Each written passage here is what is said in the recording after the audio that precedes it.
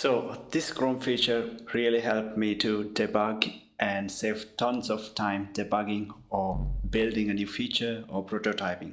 So if you're a developer, a front-end developer specifically, and if you have an issue on the production user or something, then you can use this new Chrome feature to help you to speed up your development process or debugging process. What am I talking about? Let me show you. Here, I have a little diagram. Let me try if I can turn this side off. Yeah. So for example, let's start from here. You have a production app. And this production app you have a profile page. So there's a user from production. And this user come to the profile.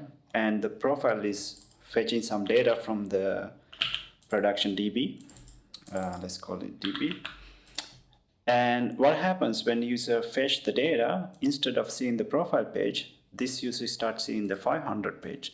Let's say the issue, maybe you don't know right now, you want to figure out what this issue is, but you have to somehow reproduce this. So in normally what developers do is you just try to produce it in your local environment. For example, you have the local environment and you have the profile page. So for example, this is a developer and you're trying to reproduce exact steps that user took in production, and you try to reproduce it, but you cannot make it work because the data is different in production and your local environment. The local database maybe things are fine, but on production, database is user specific and it is not the data exact you are using. So you shouldn't really connect with the production database locally. I don't recommend it. So what can you do with this feature?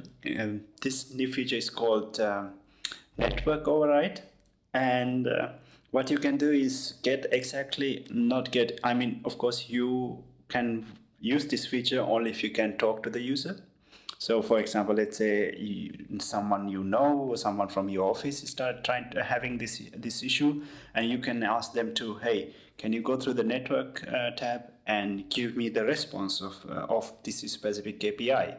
So then once you have that response, you can put it in your profile request, API request in locally, and load that request in the front-end application in local.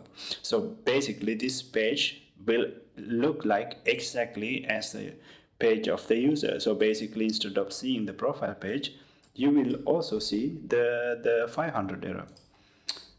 So this is great for developers. So in the initial debugging movement, when you find right away this error, and now you can figure out, okay, what's going to happen. So you can see our logs and find out what is happening to these users.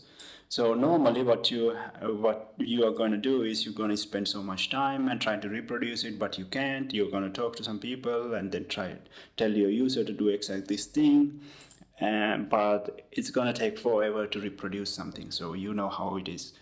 But in this case, this is how it goes. You can request the data from a network request from the user and exactly use that to load the profile. Okay, let's try out one real-life feature. Here I have one web page. So basically here we have the profile page, and you can see the name and email on the right side. So everything works perfectly here. So basically the front-end application is expecting this name and this one. So let's say this app is running on 3000. For example, imagine this is our local environment, and there is another app is running on 3001 port, and imagine this as a production environment. So what happens, as you can see, there's an error. So if I refresh, it goes to an error. So this is a very simple use case, but on local environment, I just wanted to figure out what happens. But only thing I did, I went to my profile. So there might be more scenarios in a real life use case. But how can we reproduce exact same in our local environment without changing our database, our data? So here, obviously, I think, not obviously, but I think there might be issue with this email, so this data. So what we can do is check the network tab and give a refresh and check the API calls going. So basically there's an API call to API/profile. And if we go back to our local environment and give it a refresh, and there's an API call going to the same endpoint. So what we can do is, without touching the database, so we can go here and get, so this API call, we're gonna copy the response and go here, and there is something on, when you right click on the profile, this API call that we are making, click on override content. And once you go here, you can see the content that we have in our data, and you can just delete it and save the data that you got from the user, other production environment, for example. Then just press save, go back to the network tab, and now you can see you have email test@test.com, name Malik. So if I refresh this, oh, hey, there we have an error. It's the exact same error that we have from the production environment. So as you can see, here there is an API call, but it was overridden by our changes that we just made here.